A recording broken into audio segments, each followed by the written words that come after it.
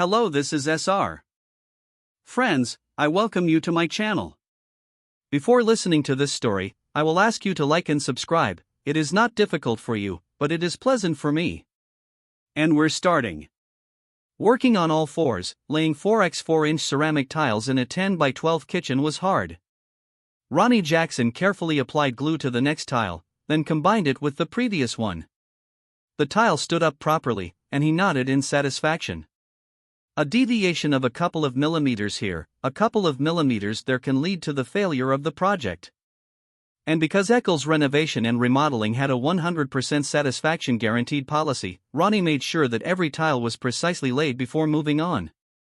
As if sensing that he had reached the end of the row, Ronnie's wife Charlotte called. Eccles Renovation and Remodeling, at Ronnie's office. Ronnie answered the call. "Ronnie, it's me," Charlotte snapped irritably.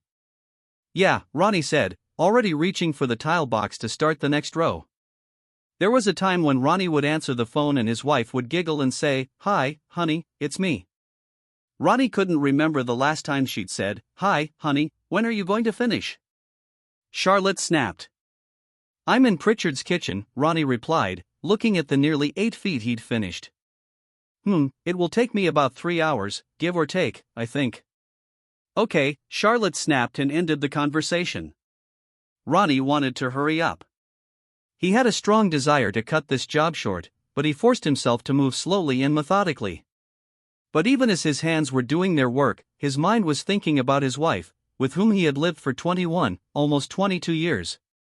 Ronnie met Charlotte Eccles on his second day at Eccles Renovation and Remodeling. Charlotte walked into John Eccles' office, apologies flying from her lips for her poor performance at John W. High School, Dawson's. She was a burly brunette with long wavy hair and patches of large pimples. Ronnie looked at the 2 basketball-sized buttocks sticking out of her denim scraps, then returned his attention to the selection of hand tools in John's tool shed. "This is my daughter," John growled at Ronnie. "Do you understand me? My daughter." "Yes, sir," Ronnie said, fighting the urge to shrug indifferently. Somehow sensing that her father did not want her to communicate with his new employee, Charlotte made a habit of smiling coquettishly and greeting Ronnie whenever their paths crossed. For his part, Ronnie was always polite to the girl, but did not encourage her attention. "What did I tell you, huh?" John growled at Ronnie. "There's no need to chase after my daughter, okay?" "Sir, I'm not chasing your daughter," Ronnie said honestly. The truth was that 21-year-old Ronnie found 17-year-old Charlotte Rayner Eccles nothing more than a nuisance. She was at least 50 pounds overweight, had terrible acne, and there was something particularly repulsive about her. Ronnie also found Charlotte rather immature. "Hi, Ronnie," Charlotte said coyly one day when Ronnie and another Eccles employee were unloading their equipment after a long day. "Yeah," Ronnie said, struggling with an unopened bag of quick-drying cement. Charlotte leaned forward, giving Ronnie an unobstructed view of the front of her blouse. "That's nice," Ronnie said. "Well, happy birthday," another employee smiled. "So, Ronnie, what are you going to give me for my birthday?" Charlotte cooed. Close your eyes," Ronnie suggested, managing to pull the bag up to the back door of the pickup truck. "Good," Charlotte giggled. "What do you see?" Ronnie asked, throwing his bag into the wheelbarrow. Nothing," Charlotte said. "This is my gift." "Happy birthday," Ronnie said and dragged the bag of cement to the barn.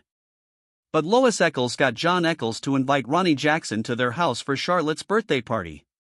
A pharmacy in Dolans, Utah, sold Ronnie a beautiful greeting card, and a pawn shop in Fairway, Utah, sold Ronnie a beautiful silver bracelet for $20. Lois made John ask Ronnie to accompany Charlotte to the prom. Ronnie did accompany Charlotte, wincing at the sight of her in a tight sleeveless dress. However, Ronnie was very kind. He posed for photos, danced with Charlotte, then took her home and kissed her goodnight. A few days later, John growled at Ronnie that Charlotte was heartbroken because Ronnie hadn't called her. Ronnie pursed his lips, but still called Charlotte and asked her out. This date led to another date. On the 5th date, Charlotte gave Ronnie her virginity. Tracy Lois Jackson was born 5 months after their wedding. And for the next 10 years, Ronnie Jackson was given the shittiest job that Eccles Renovations and Remodeling had. Roddy was sure that on some of these jobs, John Eccles went out of his way to make sure Eccles Renovation and Remodeling got the job, just so he could turn around and impose this back-breaking job on his son-in-law. For the first 16 years of their marriage, Charlotte Jackson was a good wife. She really made an effort to find out her husband's likes and dislikes. She really learned how to cook his favorite dishes. On Sundays, she really learned to be quiet when the Denver Broncos were on TV. Charlotte Jackson also managed to lose 30 pounds. Then she handed them back. Then she would lose 10, 20 pounds just to gain them back, plus another 30 or 40 pounds. Charlotte's skin did improve a bit, but she always had acne scars on her cheeks. Cosmetics did reduce the severity of the appearance of scars, but they were always visible. When Tracy went to Grover Cleveland Elementary School, Charlotte was hired by the Garland County Public Library. The payment was minimal at best, but the benefits were huge. Medical insurance and insurance were well worth the low salary. Then, just after they celebrated their 16th year of marriage, Charlotte's cousin Darlene returned to Dolans, Utah, from God knows where. Darlene was dragging husband number 3 or 4 with her. Darlene was loud, brash, obscene, and Gary, her husband, wasn't much better. Worse, Gary was a Dallas Cowboys fan. Darlene was not an influence on her cousin. Charlotte became noisy, brash, and complaining. She began to neglect household chores, including cooking. Ronnie didn't mind. He was a good cook. He was no stranger to cleaning a pot or a couple of pots.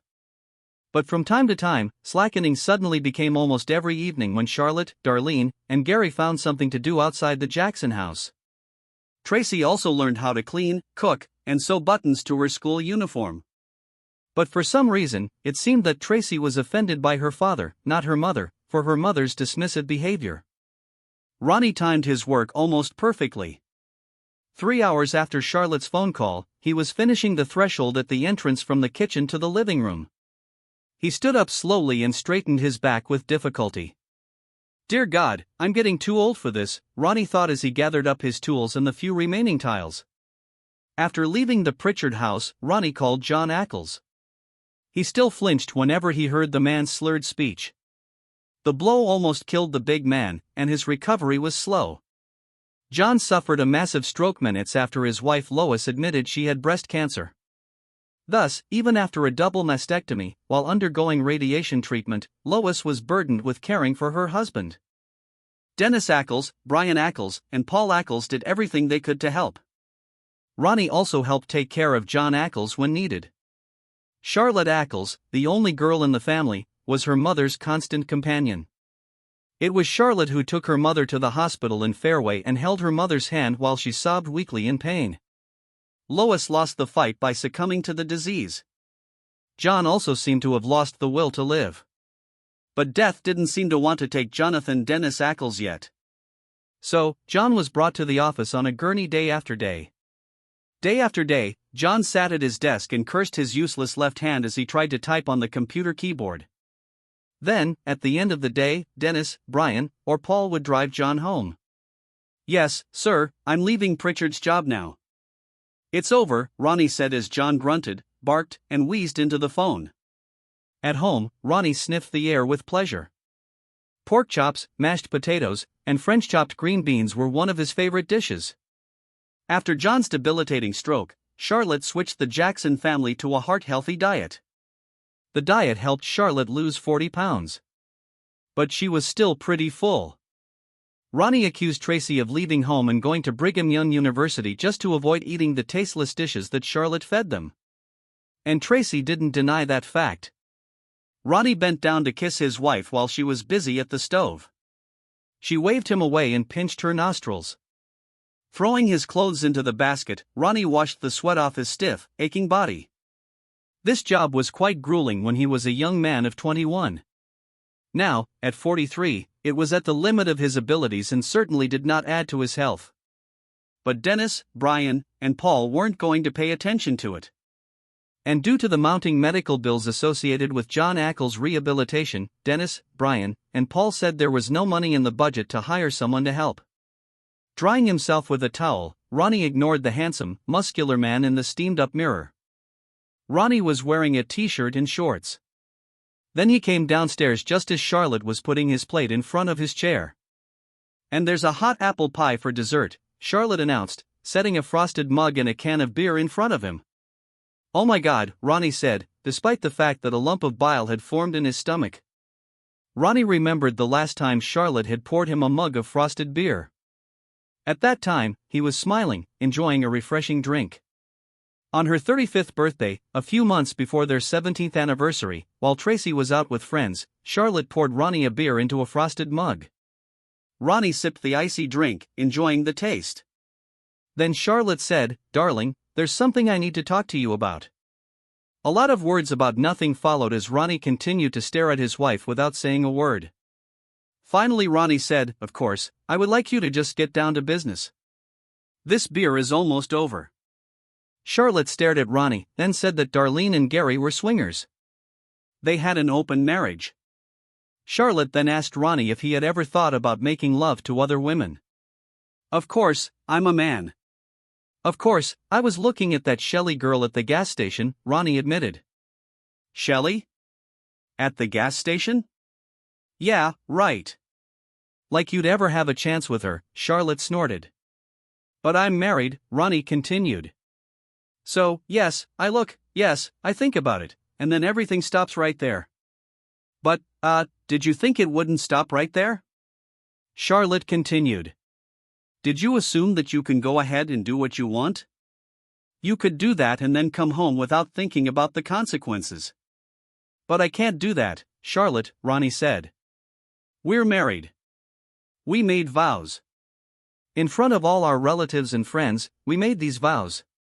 He drained his mug and got to his feet. He took the mug to the sink and washed it. "We swore to be true to each other. We swore to leave everyone else and even that Shelley girl at the gas station," Ronnie said. "But we could make new vows," Charlotte suggested. "No new vows," Ronnie said decisively, putting the washed glass in the cupboard. "These old vows work just fine. Both Darlene and Gary may be in an open marriage, but we are not. We are not and will never be in an open marriage." "But," Charlotte said, "no, there are no buts." "End of discussion," Ronnie said, leaving the kitchen.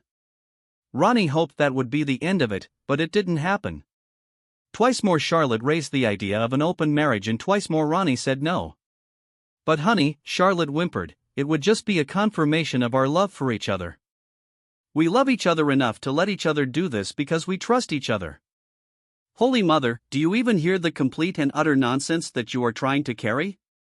Ronnie said, "No, Charlotte, if I need to let you spread your legs like your cousin to show you that I love you, then I probably don't love you." The fourth time Charlotte talked about opening their marriage, Ronnie called her father. Charlotte sat watching as her cell phone rang. "Hi, John, how are you?" Ronnie said. Charlotte's face paled when she realized that Ronnie was talking to her father. Then, to make matters worse, Ronnie asked to talk to Lois. "Hi, Lois, listen, Charlotte wants to tell you something," Ronnie said.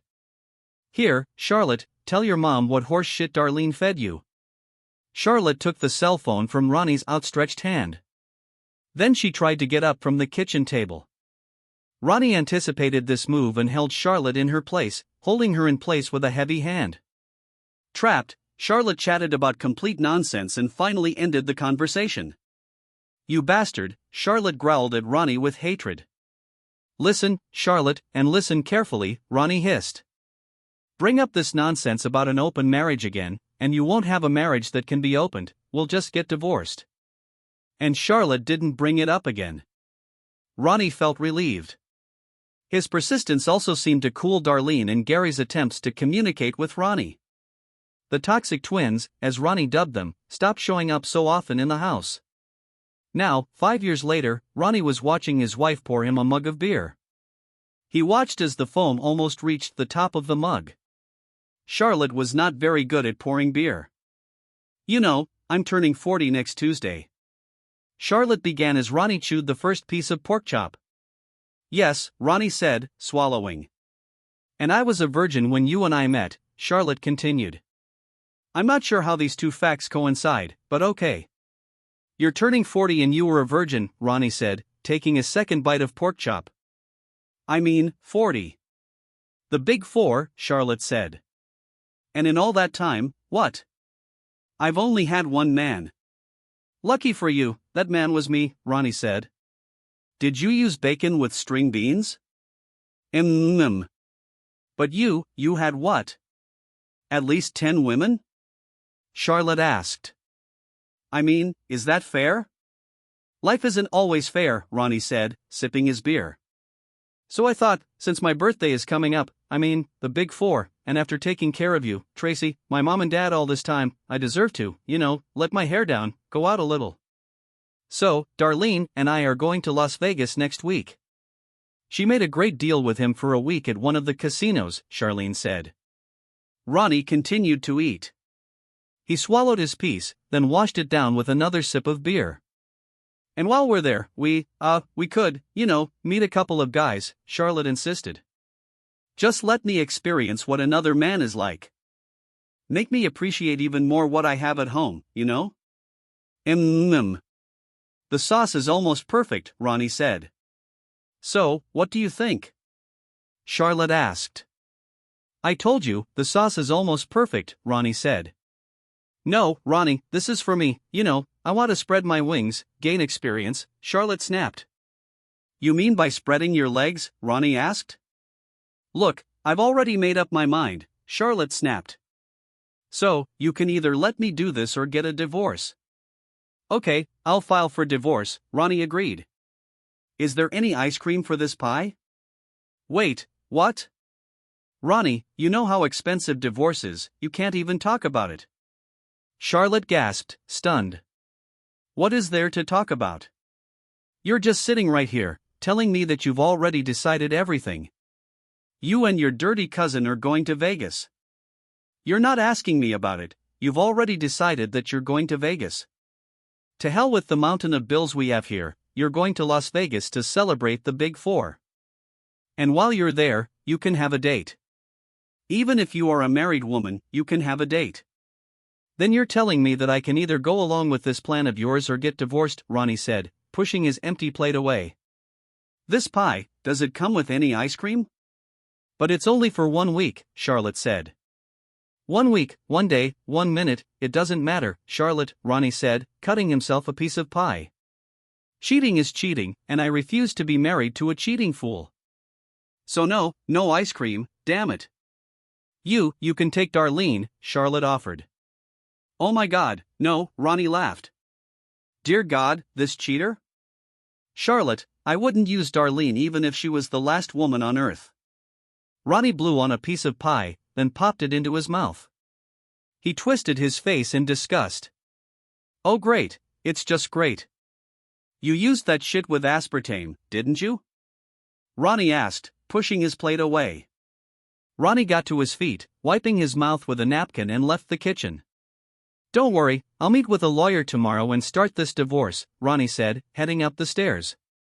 Pritchard's job was done, and Dennis wasn't planning anything else until he got permission to start rebuilding the Federal Savings and Loan Bank. But Ronnie, Charlotte exclaimed, you're not even listening to me. Of course, Ronnie shouted as he went down the stairs. You weren't listening to me. Didn't I tell you what would happen if you picked up that shit again? We're getting divorced. Well, you brought it up again. So we're getting divorced. In the third bedroom, which they identified as the home office, Ronnie turned on the computer. He was 7 years old, outdated, but still working and connected to the internet. After typing in a search query, Ronnie began searching for lawyers. He saw that Penny Barnes had an online form, and he filled it out. A moment later, a call alerted him that he had an appointment with Penny Barnes at 10 the next morning. After tidying up the kitchen, Charlotte went up the stairs. She undressed and climbed naked into bed.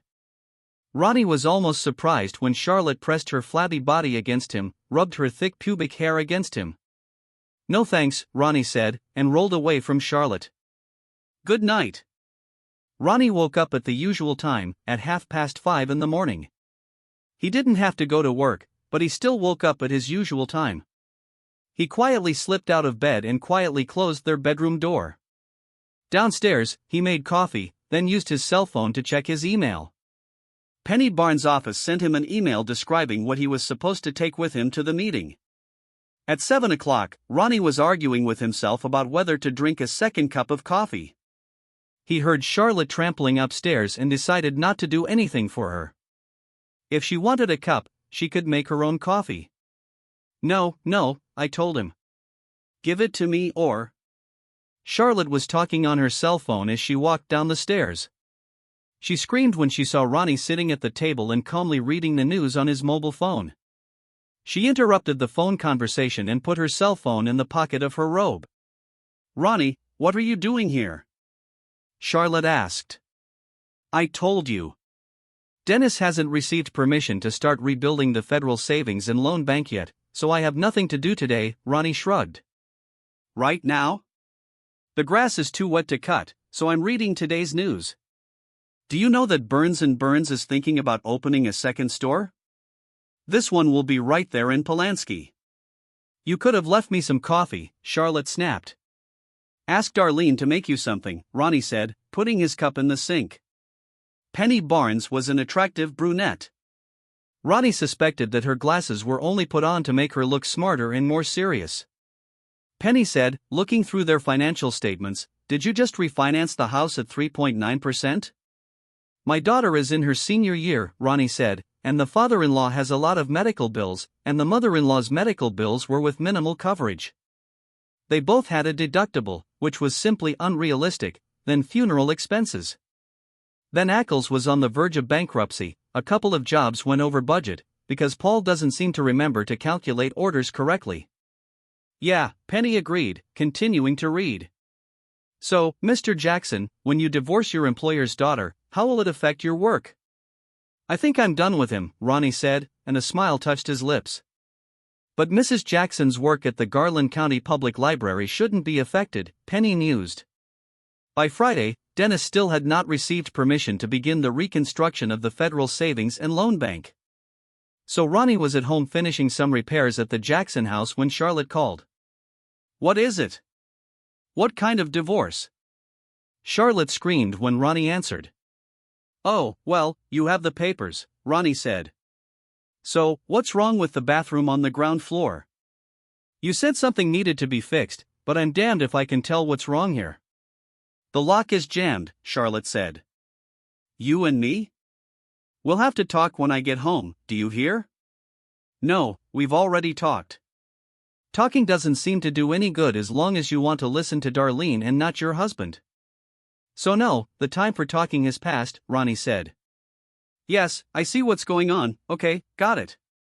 "Wow, but I don't want a divorce," Charlotte whimpered. "And I don't want to be married to a brainless cheater," Ronnie said. "Anything else?" "No."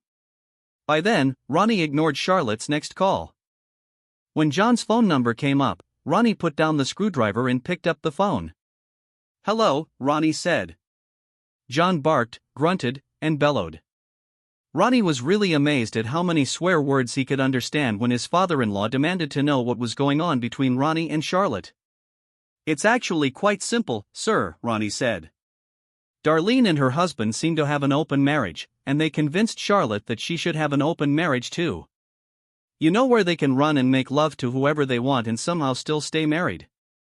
Well, I told Charlotte that I have no desire to enter into an open marriage." John grunted, squeaked, and slurred his way through another outburst of anger. Ronnie shook his head, as if John could see the gesture. "Well, last night your daughter said I could either go along with it or get a divorce. So I'm getting a divorce," Ronnie said. John tried to argue with Ronnie again. The man even resorted to emotional blackmail. "Well, sir, I appreciate it." "I really do," Ronnie lied. "But you have 3 sons and a daughter. You really should leave this matter to them, sir. Not me. Plus, what the hell do I need a company that has been in the red for the last 3 years?" Ronnie told himself. Charlotte brought reinforcements with her when she returned home. Ronnie had anticipated this and sat quietly while Darlene and Gary made their point. "So you see, Ronnie, since our marriage is not threatened by other men," Gary said with a smug expression on his face, "Darlene is free to form friendships outside of marriage." Hey, I mean, as long as I know she's coming back to my house, you know? And of course, I share all my experiences with him, Darlene said. There are no secrets between us. It really opened our hearts, our lives to each other. Oh, well, that clears it up, of course, Ronnie said. And Charlotte, Darlene, and Gary smiled. No, Ronnie said and got up from the couch. But hey, Charlotte, after we get divorced, you can open your heart, your life to anyone you want, even to fans of cowboy brain shit. Oh, what do I see? Gary chuckled. So just because you feel inadequate, Charlotte has to close the door to her own capabilities and needs? Ronnie flashed a smile that showed all his teeth. He walked to the living room door and turned to the stairs. If you need to think like that to feel better, by all means, keep thinking like that, Ronnie said and left the room. Charlotte stumbled, surprised that he knew about the new underwear she'd bought for the trip. Go to sleep, Charlotte. You have a busy day tomorrow, don't you? Ronnie chuckled. As usual, Ronnie woke up at 5:30 and got out of bed. He no longer bothered to close their bedroom door, not caring if his wife would wake him up early or not. He went downstairs and made himself a cup of coffee. And he sat sipping coffee and reading the news on his phone. The national news made him snort in disgust. Politicians, I swear, they all need to be gathered, forced to live by their own rules. Lifetime maintenance? Oh, no. You try to live on Social Security, private medical care? Oh, no. Here's the insurance policy that you made America buy into. At 11 in the morning, Gary knocked on the door. Ronnie opened the door and Gary tried to enter the house. Ronnie's heavy hand stopped the grinning asshole's progress. Yes? Ronnie asked. Hey, I'm here to pick up Charlotte and take them to the airport, Gary said, trying to force his way into the house again. I'll let her know you're here, Ronnie said and pushed Gary back. Then he closed the door and went back to watching his pre-recorded sitcom. A few moments later, Charlotte clattered down the stairs, dragging her suitcase. Yeah? Why didn't you let me know that Gary and Darlene were waiting for me outside? She demanded of Ronnie. Oh, yes. Gary and Darlene are here, Ronnie said, turning his attention back to his program. Oh, my God. Really? Really? Do you have to be so childish about all this? Charlotte screamed. She put down her suitcase and leaned over to Ronnie. He pulled away from her, so she ended up kissing an empty spot. We'll talk about it when I get back, Charlotte said. No, we won't do that. We really won't do that, Ronnie said. After his sitcom and after a hearty meal, Ronnie completed the last of his household chores by painting the front door of the house. He chose a pale yellow and this color contrasted pleasantly with the red brick facade of the house. He grinned when their cat Samson meowed irritably from the garage. The animal had food, water, and a clean tray with filler in the garage. He had nothing to ask for. As soon as the door is dry, buddy, I'll let you out of there, Ronnie promised the beast. Back upstairs, Ronnie logged in and canceled their joint credit cards. He didn't know about any credit cards his wife had in her name and had no desire to look. But he wasn't going to finance his wife's infidelity or her cousin's extravagance. He logged into Charlotte's personal bank account and withdrew half of the balance. He also logged into their joint account, of which he was the only contributor, and withdrew half. The bank's website helped him open a new account, in his own name only, and he transferred the money withdrawn from other accounts to his new account. Again, online accounts made it easy to remove his name from utilities and cable TV. He shrugged when Garland County Power and Light Company sent him an email informing him that his cancellation order would not take effect until the end of the billing cycle. I don't give a shit, Ronnie said to the computer screen. Go to Sloan's Pizza, Ronnie told himself as his stomach rumbled. Of course, since Charlotte wouldn't let me eat there, damn, I guess I'll probably drop dead of a heart attack right there. Let's check it out. Ronnie ordered a pizza and a mug of draft beer. He was actually flirting with the waitress, even though the girl was almost 75 pounds overweight. The young woman smiled and tapped his wedding ring with her 3-inch fingernail. Ronnie looked at the ring and his good mood evaporated. He thanked the fat woman and left her a $5 tip. In his truck, Ronnie tugged on the ring for a long time and breathed a sigh of relief when it finally came off. He dropped it into the cup holder on the console and looked at his hand. "I'll love you forever, won't I, Charlotte?" Ronnie asked out loud. "Well, I think eternity ended this morning." His truck let out a soft squeak, and Ronnie saw that his gas tank was almost empty. He stopped at a gas station and stuck a gun in the tank. He was about to pour $10, but then decided to fill up the full tank. He pressed the right buttons and waited. "Damn it, 22 gallons takes time, doesn't it?" Ronnie asked the pump, which was gurgling and gurgling. He went into a nearby convenience store and found a Budweiser beer. As he passed another row of refrigerators, Ronnie saw ice cream containers. He grabbed a pint of strawberry ice cream and carried both to the counter. Shelley no longer worked at the gas station. She got married, breaking Ronnie's heart and the hearts of many other men who stopped at this particular gas station just because of the blonde beauty behind the counter. But Shannon Carlisle, the short brunette who worked there now, was almost as pretty as Shelley. Ronnie smiled as Shannon hopped onto the milk crate she had placed in front of the cash register. One day he asked her how tall she was, and Shannon looked at him intently. "I'm 4 feet 8 inches tall," the 19-year-old snapped. "And how short are you?" About 7 inches, Ronnie joked. Her brown eyes widened. Then the girl laughed, a deep, lively laugh that made her pretty face light up. And from that day on, Shannon called Ronnie Shorty. Has the wife left town, Shorty?" Shannon concluded, looking at the purchase. "My wife has left completely." "Period," Ronnie said. Shannon's dark brown eyes darted to Ronnie's left hand. Her eyes darted up and met Ronnie's. She studied his face for a few moments. "So, baby, where are you taking me on our first date?" "What is it?" she asked brazenly, brushing her thick brown hair back with her hand. "Shannon, no matter how pretty you are, what on earth do you want from an old fart like me?" Ronnie asked.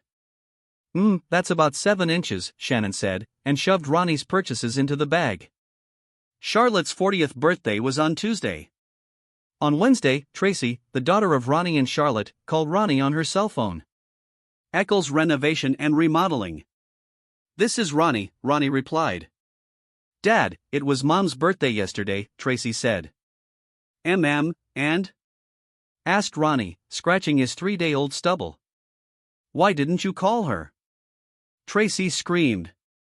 "I didn't want that," Ronnie said. "I didn't want to." "Dad, why?" Tracy hissed. I think you'll find out soon enough," Ronnie said.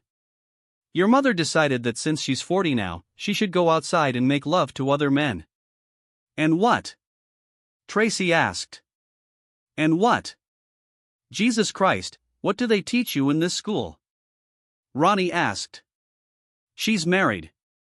And married women don't make love to men they're not married to."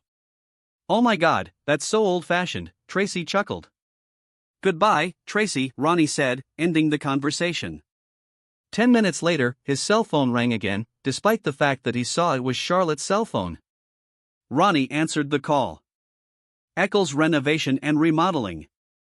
"This is Ronnie," he said automatically. "Hi, Ronnie," Charlotte said in a firm voice. "Hello. How do you like being a 40-year-old cheater?" Ronnie asked. "It's not funny, Ronnie," Charlotte snapped. "Well, I don't think it's funny either," Ronnie agreed. "Oh, and thank you so much for canceling the credit cards," Charlotte continued.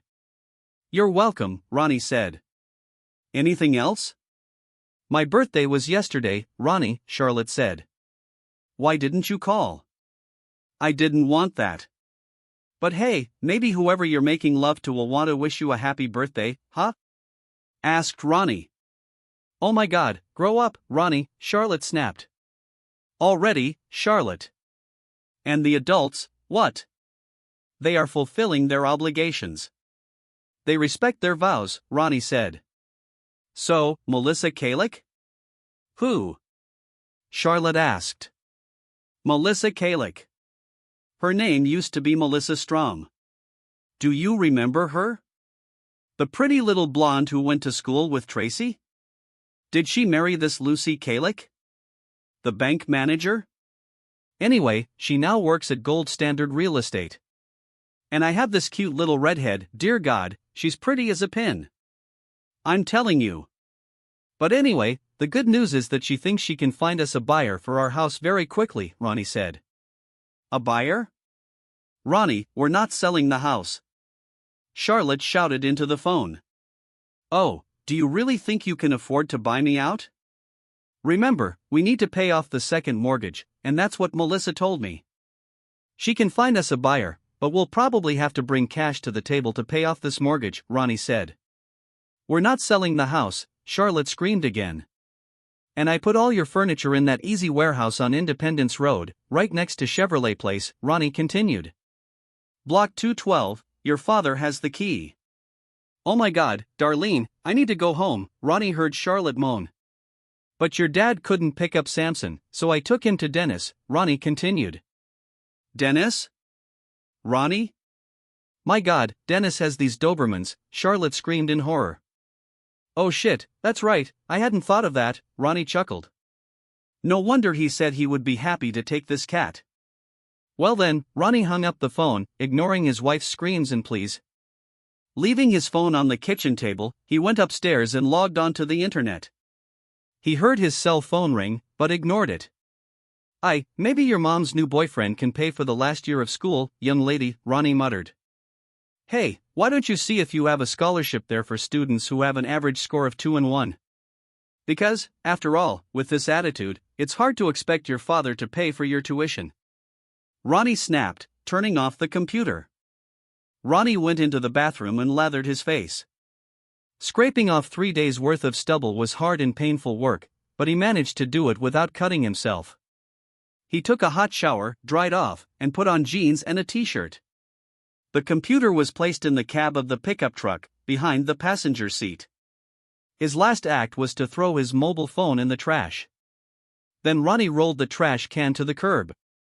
I'm going to miss you, Herman Fogart, a neighbor across the street, said when he met Ronnie on the side of the road.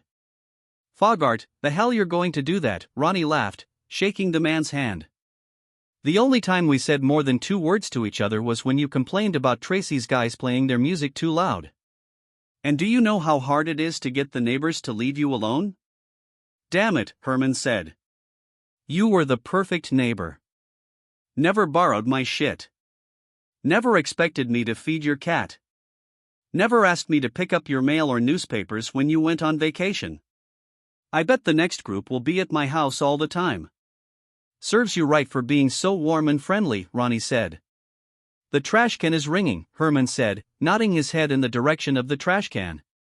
Mind your own business, it's some kind of rat, Ronnie smiled, and the 2 men shook hands again. Charlotte tried to open the front door with her key and found that the key did not fit. She took her phone out of her purse and tried to call the phone number of the Gold Standard Real Estate Agency listed on the sign. She stared at him in disbelief. Her phone was fully charged, but apparently there was something wrong with her phone. Darlene let Charlotte use her cell phone while Gary walked around the house checking windows and doors. Charlotte muttered obscenities under her breath when the call was answered. Gold Standard Real Estate. This is Melissa Kalick, Melissa said cheerfully. Yes, this is Charlotte Jackson, Charlotte snapped. I'm standing in front of my house and my key doesn't work. Jackson? Oh, Ronald Jackson's ex-wife? Melissa said cheerfully. Wife, Charlotte snapped. Oh, I'm so glad to hear from you. I need you to sign a couple of forms, Melissa said cheerfully. Oh, and you won't believe it, but I have a couple of clients. They are really interested in your home. The house is not for sale, Charlotte shouted into the phone. Oh, so you're going to buy Mr. Jackson out? Melissa asked. I know the Richmonds will be very disappointed to hear this. Well, they also liked Purcell's house. Gary returned and reported that the house was tightly sealed. Charlotte told Melissa again that the house was not for sale. Then she dialed Ronnie's cell phone number. At a landfill in Cutler's Field, Utah. A rat escaped when something made a pleasant ringing sound. The animal went in search of food a few feet from the noisy pile of garbage. "You bastard," Charlotte growled when Ronnie's voice announced that she had called Eccles Renovations and Remodeling. "Come on, is there a place where we can drop you off?" Gary asked, who was already bored with this drama. "My cat," Charlotte remembered, squeezing back into the car. "Yeah," Dennis answered. "Dennis, it's me. Did Ronnie say that he gave Samson to you?"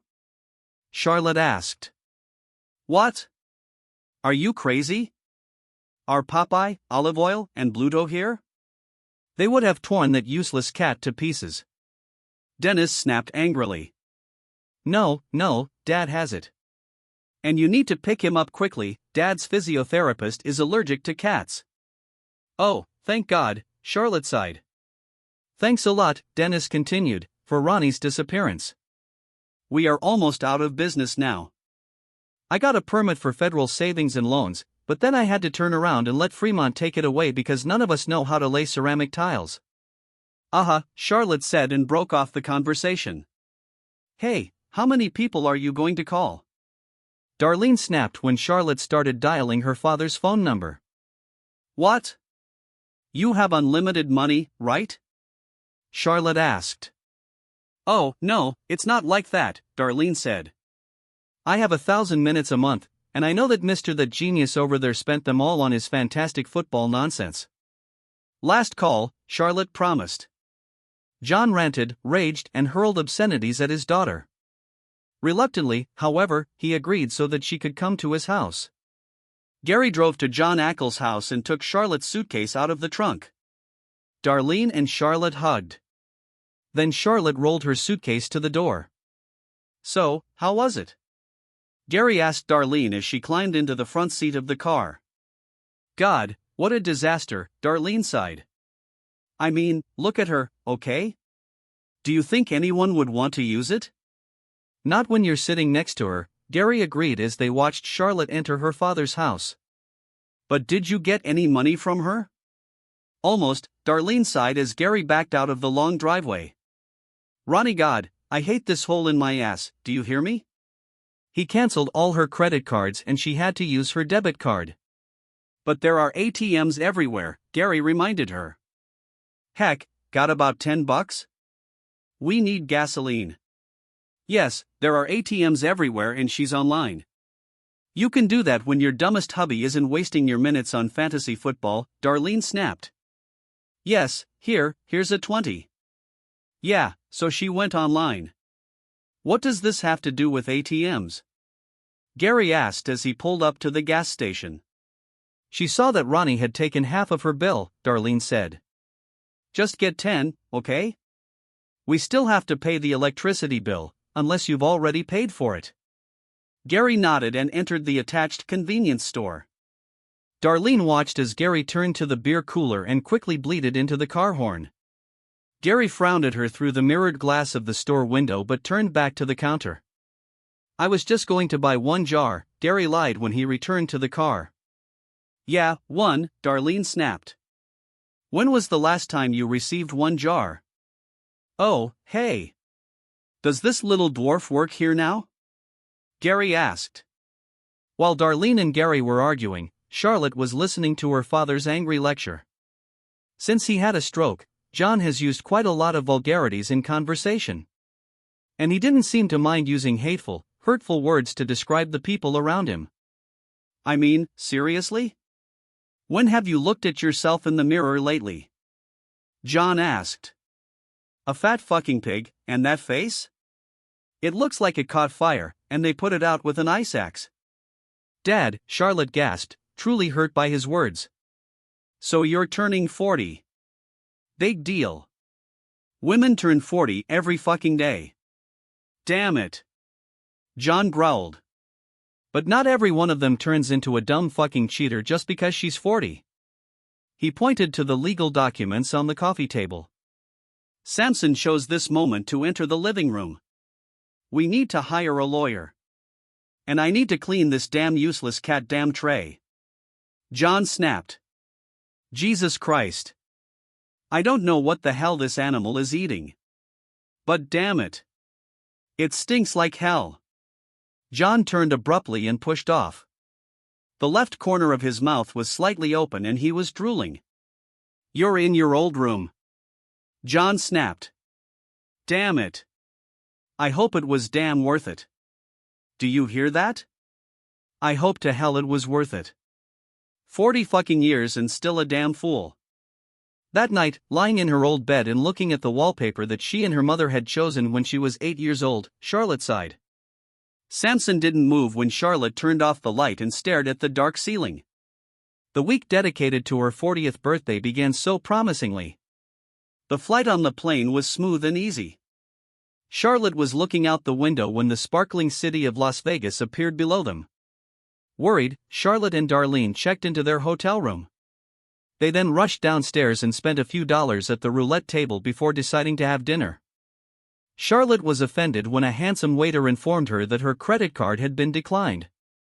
The second credit card was also declined, and the manager brought the second card to the table with a heavy look on his face.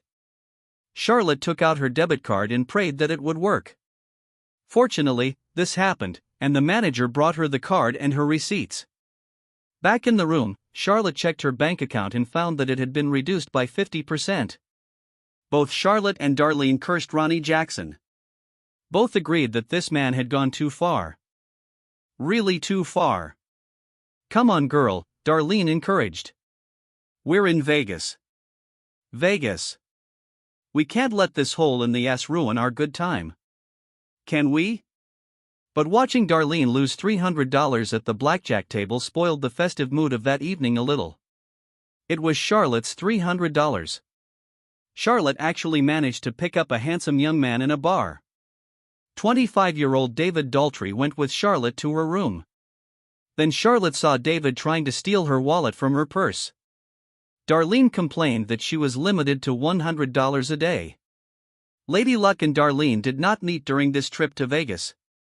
The $100 seemed to evaporate in Darlene's hand the moment she left their hotel room. On Tuesday evening, the night of her birthday, Charlotte tried to pick up a handsome young man again. The young man grinned, then leaned closer. Charlotte leaned closer, giggling in anticipation. "Lady, if I wanted to use some 300-pound cheater, I'd be at home with my wife," he said. "But, hey, I heard there's a blind convention 2 hotels away. Why don't you try your luck there?" "Huh, fat ass." Suffering from an insulting rejection, Charlotte took the elevator to their room. She groaned when she saw the Do Not Disturb sign around the door handle. Then Charlotte went down to the coffee shop in the lobby and had a cup of coffee for a couple of hours. Finally, Charlotte sent Darlene a message telling her that she was returning to the room. Returning to her room, Charlotte was relieved to see that the sign was no longer there and entered the room. After a hot shower, pulling on beautiful underwear over her plump body, Charlotte lay in a large, comfortable hotel bed, staring at the ceiling. Then she realized that Ronnie hadn't called. Her husband didn't call to wish her a happy birthday. Tracy didn't call either. But the girl sent her a text message wishing her a happy birthday. Checking her mobile phone did let Charlotte know that her husband hadn't even bothered to send her a text message. However, Charlotte smiled in response to Dennis, Brian, and Paul's happy birthday greetings. And in the morning, Darlene complained bitterly about the budget that Charlotte had limited them to. Darlene even pointed out that she was the one who paid for the flight and the hotel room. By Saturday morning, Charlotte was thinking very seriously about telling her cousin that it was over between them. Blood relatives or not, Charlotte had more than enough of Darlene's constant complaints.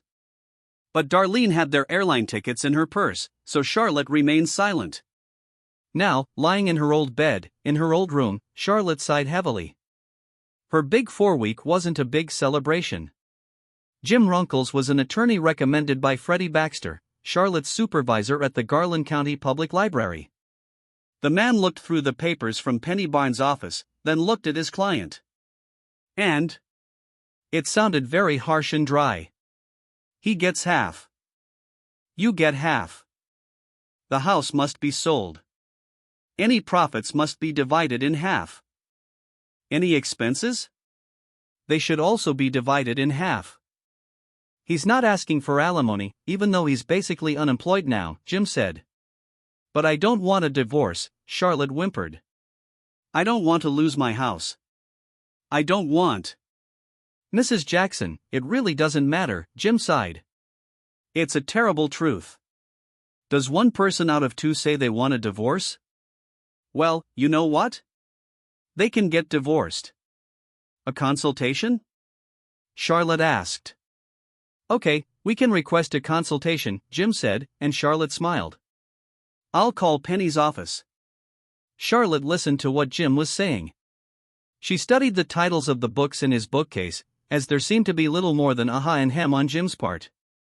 Okay, Mrs. Jackson, here's the problem, Jim said, putting his cell phone on the table. I'm paying you so there won't be any problems, Charlotte said, clutching her purse tightly. Ms. Barnes has no idea where her client is.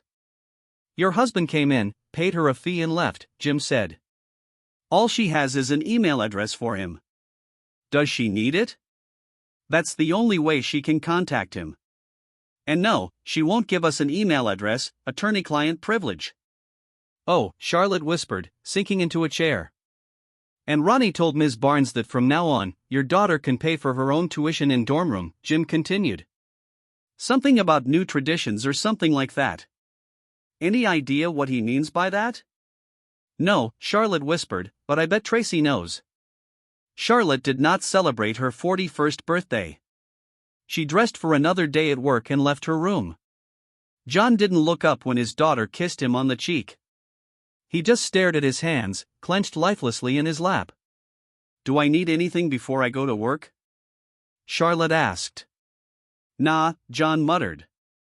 Okay, then I'm leaving. You and Samson behave yourselves, okay? Charlotte said, trying to put as much joy into her voice as possible. Everything is fine. My two best men will behave themselves, okay? What the hell do you think we're going to do? John spat, but mostly it was just grumbling, squeaking, and barking. Charlotte took the same route to work that she had taken all last year from her father's house to the library. She heard her cell phone ring, but waited until she parked the car before looking at the display. Happy birthday, Charlotte read on her mobile phone. Yes, Tracy great, Charlotte murmured. Happy birthday to me. I'm so excited. I might just shit. But she sent a reply thanking Tracy for her birthday greetings. Charlotte has managed to lose 25 pounds in the years since her 40th birthday. However, no one noticed this. No one has paid any attention to her since Ronnie left. Less than a week after Ronnie left, Charlotte understood everything about Darlene and Gary's open marriage as it was. Darlene and Gary had an open marriage because they didn't love each other. But neither of them had enough money to get rid of the other. So they lived as two roommates in a rented trailer, not as husband and wife. There was no affection between them. Darlene and Gary didn't hug. They didn't kiss. Charlotte remembered how Ronnie hugged and kissed her that night when she cooked him pork chops, mashed potatoes, sauce, and green beans with bacon. Ronnie came up to her, wanting to hug and kiss her. She pinched her nostrils. Ronnie smelled of sweat, hard work. After her announcement that she was going to celebrate her 40th birthday in Las Vegas without him, Ronnie no longer hugged or kissed her. The last time Charlotte saw Ronnie, she bent down to kiss him, but he just dodged her kiss. An hour after reading Tracy's text message, her phone rang again. Charlotte read a message from her supervisor asking her if she was running late. Charlotte got out of the car in a daze and headed for the back door of the cinder block building. Tracy read her mother's text message thanking her for her birthday greetings. Then Tracy looked at her cell phone. There was a picture of a little girl with a shock of brown hair looking at her. Antoinette Barbara Jackson, 6 pounds 4 ounces, 17 inches long, read a text message from her father's phone. Tracy really found it rather ironic that her younger sister and her mother had the same birthday. But she didn't think her mother would find any humor in this little fact.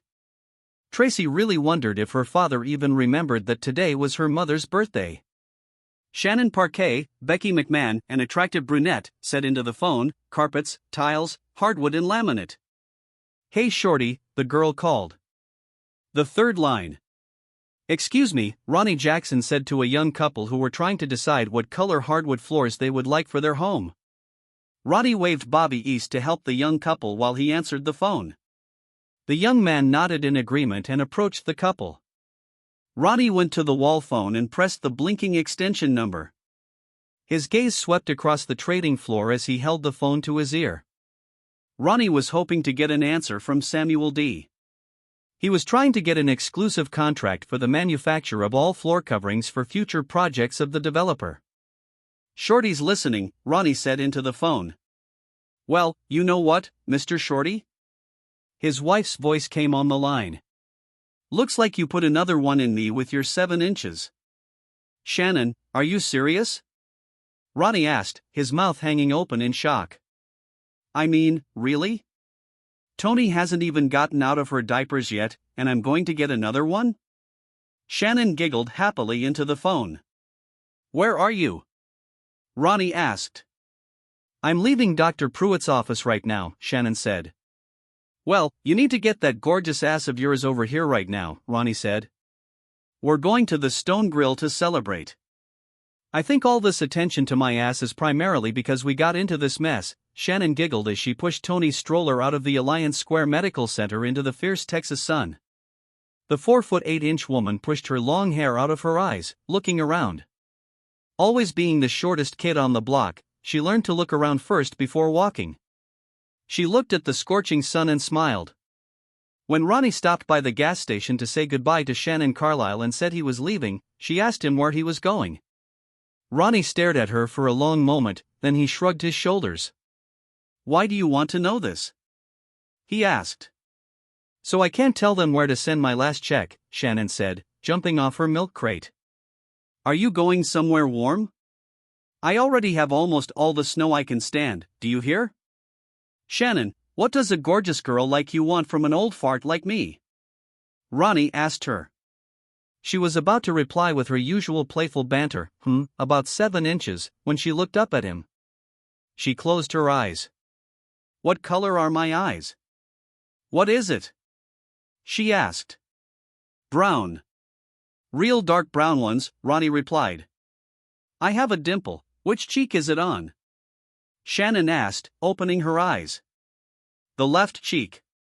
And when you smile, one of your teeth is exposed. The one on the right is a little crooked." "I mean, not too bad, but it's not straight," Ronnie said. "And why did you come to tell me, bye, baby?" Shannon asked, slipping out from behind the counter. "Hey Polly, I'm leaving." "I do not know," Ronnie replied as Polly, awkwardly dragging his 312 pounds, left the warehouse. Shannon grinned and grabbed Ronnie's left hand with her right hand. "Polly, I'm leaving." "But you still have 2 hours on your shift," Polly complained. Cough, cough. "I feel sick," Shannon said. "While. Hey kid. Have you ever been to Texas?" At the door of the convenience store, Shannon grinned at the still-stunned Polly.